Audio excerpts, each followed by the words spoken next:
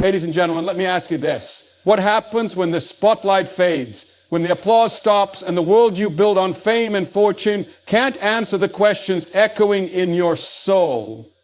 Now I know the title caught you. You saw the name Angelina Jolie and thought, what? Dangerous? Islam? What's going on? But I want you to hear me loud and clear. This is not a gossip session. This is not TMZ. This is truth-telling time. Because the dangerous statement she made wasn't a threat. It wasn't a scandal. It was this: I have found peace. That's it. That's the whole thing. Now, why is that dangerous? Because in a world that runs on chaos, anxiety, and distraction, peace is rebellion. In a system built to make you feel not enough, contentment is a weapon. And in an industry where image is everything, spiritual identity is an earthquake. Peace is one of the most misunderstood and underestimated forces in the world today. We live in an age of noise, constant movement, digital distractions, social comparison, and an endless thirst for validation.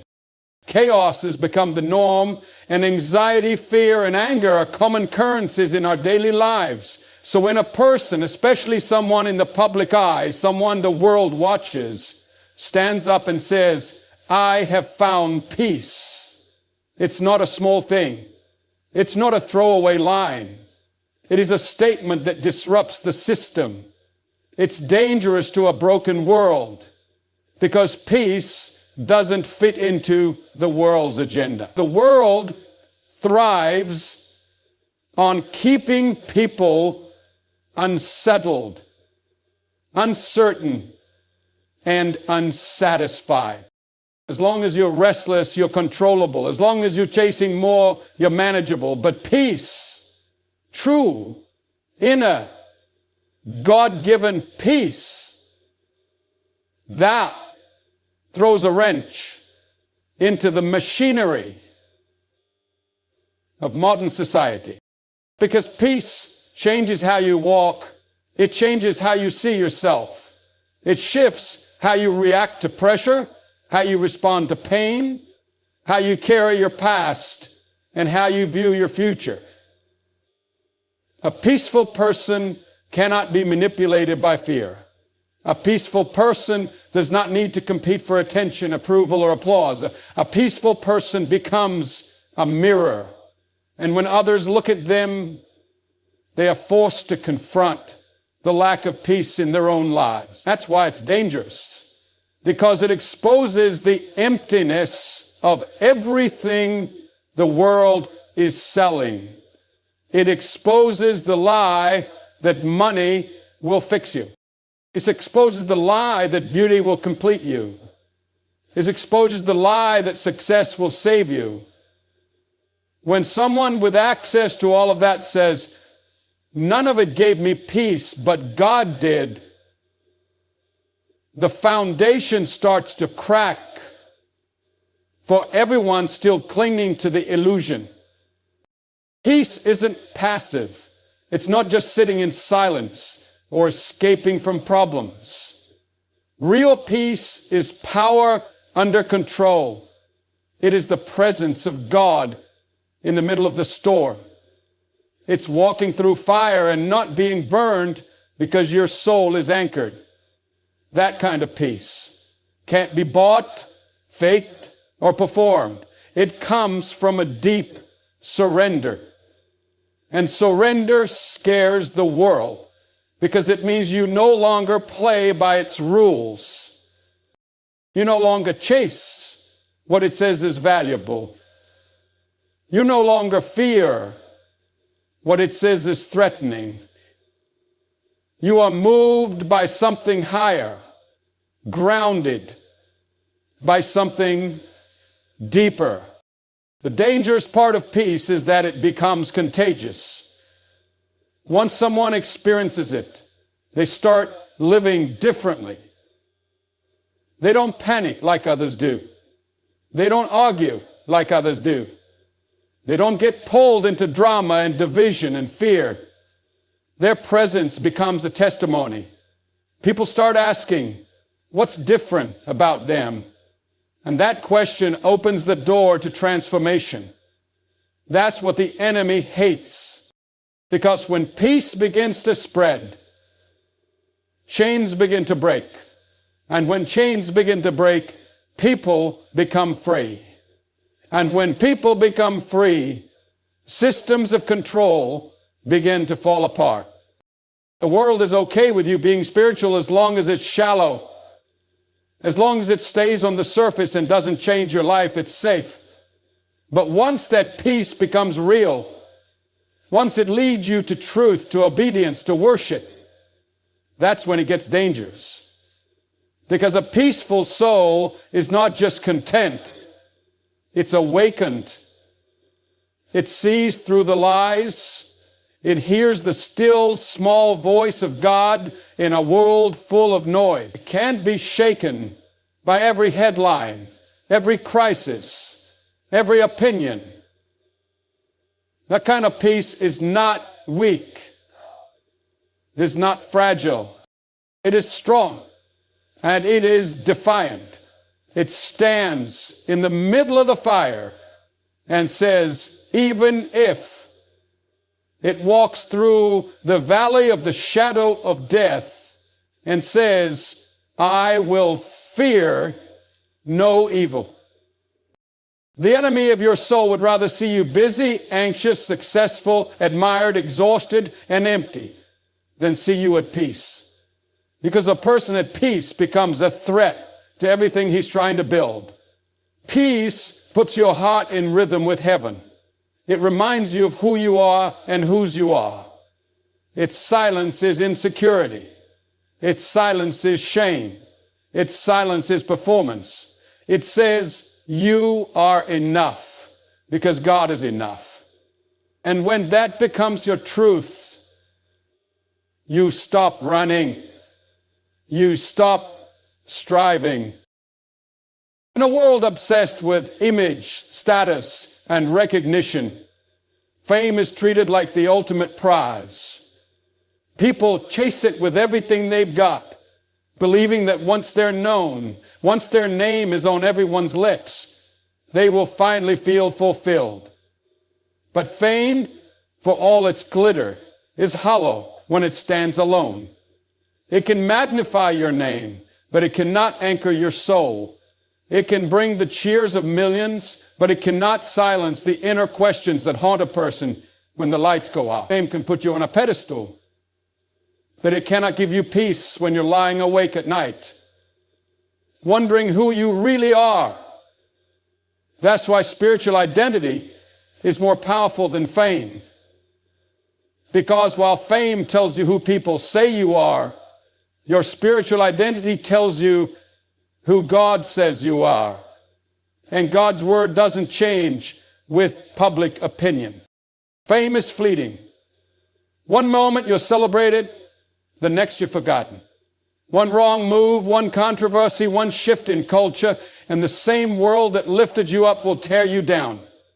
But spiritual identity is unshakable. It is not built on performance. It is not rooted in popularity. It is not determined by how many followers you have or how much applause you receive.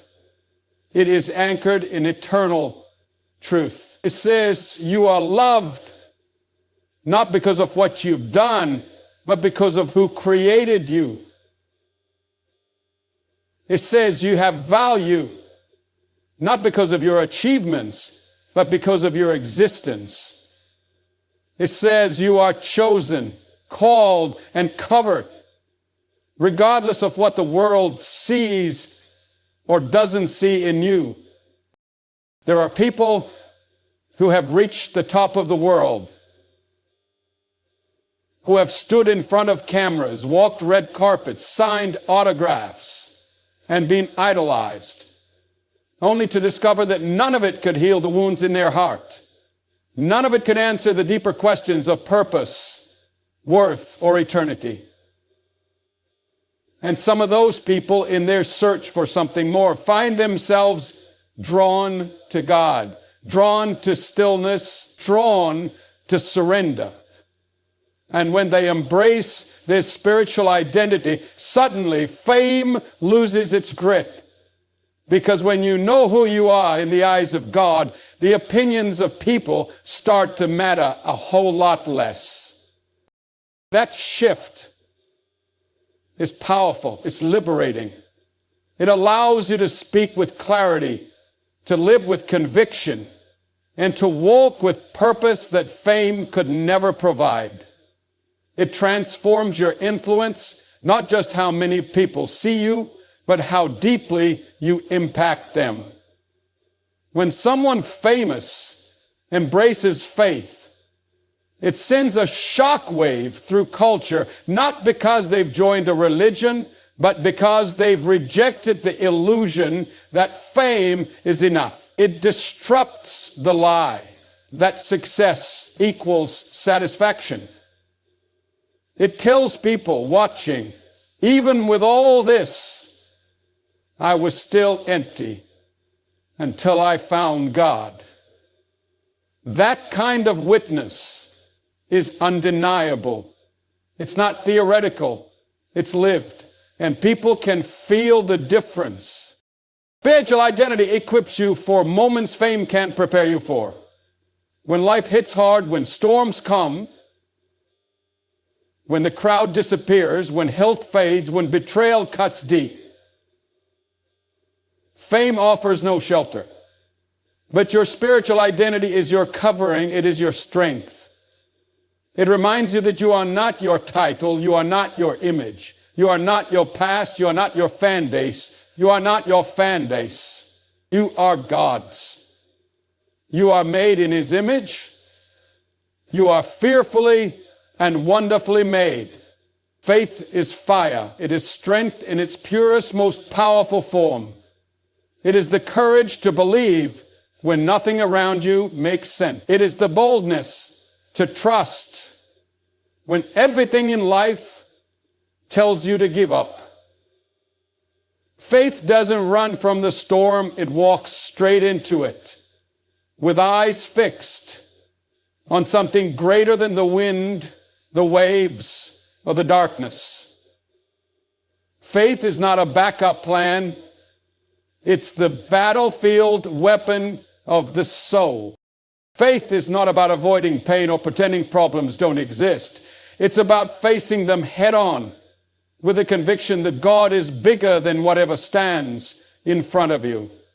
When the world sees fear, faith sees opportunity. When the world says it's over, faith says it's not finished. Faith doesn't crumble under pressure. It rises. It doesn't retreat in the face of failure. It grows stronger. Every great move of God in a person's life begins not with certainty, but with faith. And faith is never passive. It's active.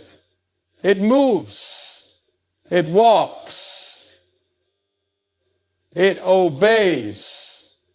Even when there's no map, no applause, and no guarantee except that God is who He says.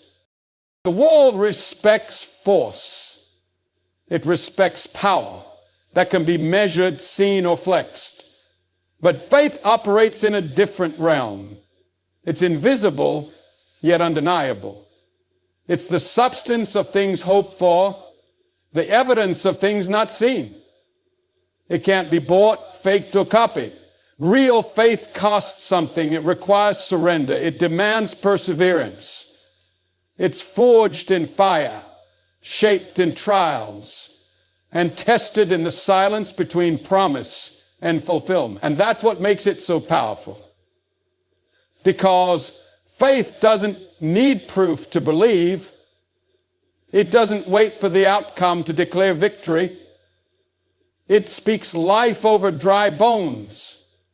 It calls down rain when the sky is clear. It stands in the middle of the desert and says, I see rivers. There is a fire that comes with faith that changes how you live. It changes how you speak, how you think, how you walk into a room. It gives you vision when the world sees nothing. It gives you strength when others fold. It gives you peace when chaos surrounds you. Faith doesn't mean you don't feel fear. It means you don't bow to it. It means that when fear knocks, you answer with authority, not because of who you are, but because of who lives in you. That fire is not your own. It's divine. And once it's lit, nothing can extinguish it. Faith is what carried David into battle against Goliath. Faith is what allowed Moses to stretch his staff over the Red Sea. Faith is what led Abraham up the mountain with his son, believing God would provide. Faith is what made the woman with the issue of blood push through the crowd just to touch the hem of Jesus' garment. These were not acts of weakness. These were acts of unstoppable strength. They were fueled by a fire that burned brighter than doubt, louder than fear, and stronger than circumstance. The enemy wants you to think that faith is optional, that it's soft, that it's only for those who can't handle the real world. But faith is what gives you power in the real world. It's what keeps you standing when everything is falling. It's what keeps you believing when the waiting feels endless. It's what keeps you moving forward when your past keeps calling your name. Faith isn't just something you carry, it's something that carries you. And when that fire catches, it spreads. It ignites hope in others. It awakens destiny. It destroys lies. It reveals truth. This fire is why faith can't be faked. You either have it or you don't. You either step out on the water or you stay in the boat. You either believe God's word over your life or you stay chained to fear and doubt. But the moment you choose faith, the moment you take that step, everything shifts. The atmosphere changes. Heaven responds. Miracles begin to move. Not because you forced it, but because you believed. And belief, real belief, is the key that unlocks what effort and intellect alone can't access. Faith is not for the faint of heart. It's for warriors. It's for those who dare to dream with God, to walk with Him when the path is unclear, to speak what hasn't happened yet, to live like the promises are already here. It's not weakness, it's fire. And when you carry that fire, the world notices, not because you're trying to be seen, but because the fire speaks for itself. Every person, no matter their background, status, culture, or belief system, is searching for something deeper. It doesn't matter how rich, successful, or admired someone becomes. There is always a quiet ache beneath the surface, a yearning that nothing external can fully satisfy. People often try to bury it beneath achievement, relationships, or distractions, but it always finds a way to rise again. That ache is the soul's reminder that we were created for more than what we can touch, taste, or count. It's a divine echo inside every human heart, calling us back to something eternal, something sacred, something beyond ourselves. From the outside, people may appear whole. Smiles on social media, polished resumes, glamorous lives, and constant activity can fool the eyes, but they cannot quiet the soul. Because deep down we all wrestle with questions that fame, fortune, or even family can't answer. Who am I really? Why am I here? What happens when this is all over? What is the point of this constant grind? These questions are not signs of weakness. They are signs of awareness. They are the proof that beneath the surface of human existence lies a spiritual hunger that no material success can feed. People chase experiences to feel alive. They travel the world, climb mountains, jump out of planes, buy luxury, and chase every thrill they can afford. But even after all that, when the high fades and the photos are posted, there's still a whisper in the silence. Is this it? There's nothing wrong with enjoyment, with dreaming big, or building a beautiful life. But when those things are expected to be the answer, they crumble under the weight, because they were never meant to satisfy the eternal part of us. They're gifts, not gods. Blessings, not blueprints. They are pieces of life, not the purpose of it. We're all looking for something that gives us meaning, something that roots us when everything else feels unstable. People may not say it out loud, but the questions are there. Why do I feel empty when I have so much? Why do I feel alone when I'm constantly surrounded by people? Why do I feel lost when everyone tells me I'm winning? That's the search.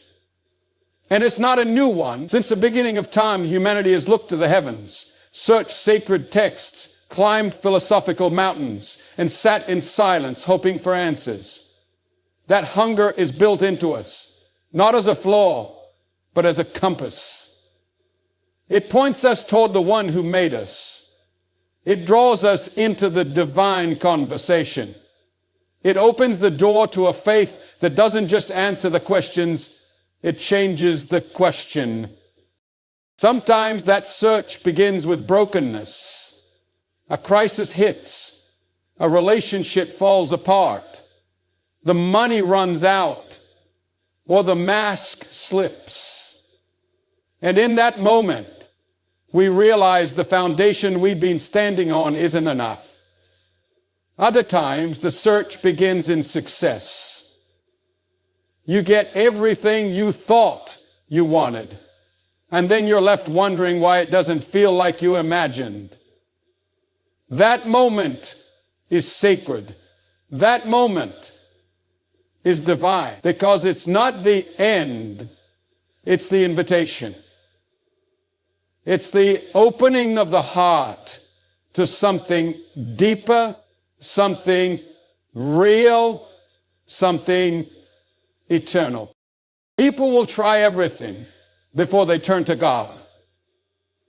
They'll try self-help books, New Age spirituality, endless therapy, or numbing distractions. And while some of those things may bring momentary relief or insight, they cannot give the deep soul-level healing that faith provides. Because only the Creator can tell the creation who they truly are. Only God can fill the space He designed. And when someone reaches that moment of encounter, when they stop running and turn toward Him, it's like finding home after years. The beauty of this truth is that the search itself is not the problem. It's the path. It's not shameful to be searching. It's human. The danger isn't in having questions. The danger is in pretending you don't. The strongest people are not the ones with all the answers. They're the ones who are brave enough to go looking for the right ones. And the ones who found peace, not in explanation, but in relationship. Faith isn't about checking every box or mastering every concept.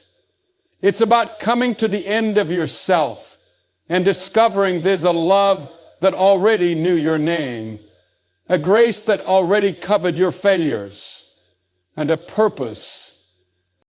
Everyone is searching, whether they admit it or not. And the real question isn't if someone is searching, it's where they're looking. Because not every road leads home. Not every path leads to peace. But the hunger itself is holy. It means the heart is alive. And if someone follows that hunger long enough, with honesty and humility, they will find what they're truly looking for. Not in a philosophy, not in a possession, but in a person, in the presence of the one who is deeper than every desire and greater than every dream. Surrender is a word that makes many people uncomfortable. It sounds like weakness, like giving up, like losing control. In a world that constantly preaches self-reliance, dominance, and hustle, surrender feels like a foreign language. But in the kingdom of God, surrender is not defeat. It is the doorway to real strength. Because the truth is, we were never meant to carry everything on our own. We were designed to control every outcome, fix every problem, or fight every battle in our own power. The strength we long for, the peace we crave, and the clarity we seek, they all begin the moment we stop trying to be our own Savior and allow God to be who He's always been. People spend years exhausting themselves, trying to keep it all together, trying to prove they're enough, trying to control their future, trying to manage people's opinions, trying to force doors open, and all the while, the pressure builds, the soul weakens, and joy fades. It's not that people aren't strong. It's that they're carrying things they were never meant to carry alone. There's a reason why so many successful, brilliant, and capable people still find themselves burnt out, anxious, or empty. Because talent can take you far, but it can't carry your soul. Discipline can build a life, but it can't build your identity. Influence can open doors, but it can't bring you rest. Only surrender can do that. Surrender is not about giving up your drive or passion. It's not about being passive. It's about handing the weight of your life to the one who can actually hold it. It's about trading your control for His peace. It's saying, God, I don't have to understand everything to trust you with everything. That shift doesn't make you weaker. It makes you stronger. And in His hands, you'll find strength you didn't even know you had. In a time when deception is everywhere, when truth feels like it's up for negotiation, and when the loudest voice often drowns out the most honest one, living a life rooted in truth is nothing short of revolutionary. In a world addicted to filters, spin, and half-truths, choosing to stand on what's real takes uncommon courage. Most people adjust their convictions to fit their circumstances. They change their standards based on who they're around. They modify their words to protect their image. But someone who lives rooted in truth doesn't bend with the wind. They don't chase trends. They don't trade integrity for applause. Their foundation is deeper than feelings, stronger than opinions, and anchored in something that doesn't shift with time. Truth is not just about speaking facts. It's about being aligned with something eternal. It's about living in such a way that your actions, your motives, and your words are all in sync with what is right, what is just, and what is pure. Truth cuts through confusion. It clears the fog. It makes things simple, even when they're not easy. And that's exactly why it's so rare. Because the truth will cost you. It will cost you relationships, opportunities, popularity, and comfort. But it will never cost you your peace. It will never cost you your soul. What it gives in return is clarity, power, and a peace that no lie can imitate. Living in truth doesn't mean you're perfect. It means you refuse to live a lie. It means you won't pretend to be something you're not. It means you won't compromise what's right just to be accepted. It means you walk in the light even when the shadows would be more convenient. The truth has a way of exposing things, and that exposure can be uncomfortable. But it also brings freedom. There's a liberty that comes when you stop hiding, stop pretending, and stop trying to manage people's perceptions. Truth sets you free because it allows you to be fully known and still fully loved. The world teaches people to create their own truth, to live by whatever feels good, to go with whatever works in the moment. But truth isn't created, it's discovered. It doesn't come from within us, it comes from beyond us. And when your life is built on the truth of who God is, who you are, and what you're called to do, no storm can destroy you, because storms don't shake a rooted tree. They may bend it, they may beat against it, but they can't break it. And that's the kind of life truth produces. Solid, steady, resilient. A person rooted in truth doesn't just survive in a world of lies. They shine. They become a light, a standard, a witness. Their consistency becomes a testimony. In a culture where everyone's changing masks to fit the moment, the person who stays rooted becomes a rock for others to lean on. And it's not always glamorous. It's not always popular, but it is powerful. Because truth doesn't need a spotlight to work. It works in the quiet. It works in the dark. It works when no one's watching. It builds something deep that won't crumble when pressure comes. When truth gets inside a person, it changes how they speak. It changes how they love. It changes how they fight their battles. They don't fight dirty because their weapons are spiritual. They don't manipulate because they don't need to control outcomes. They trust God to defend them. They walk with integrity, knowing that everything built on truth will last, while everything built on lies will eventually collapse. And even when they fall forward. Because truth isn't about being flawless, it's about being real. And God honors the real. There's a quiet boldness in someone who knows they're walking in truth. They don't have to shout to be heard. They don't have to prove anything. Their life speaks. Their peace speaks. Their character speaks. And in a noisy world full of confusion, that kind of life becomes a magnet. People may not say it out loud, but they're drawn to truth. Because deep down, we're all tired of fake. We're all hungry for something real, something solid, something eternal. A life rooted in truth challenges the system. It calls out injustice. It breaks cycles. It restores what was broken. It doesn't just make noise, it makes change. And the enemy hates that. Because when one person decides to live in truth, it sets off a chain reaction. It gives others permission to do the same. It breaks the illusion that compromise is necessary for success.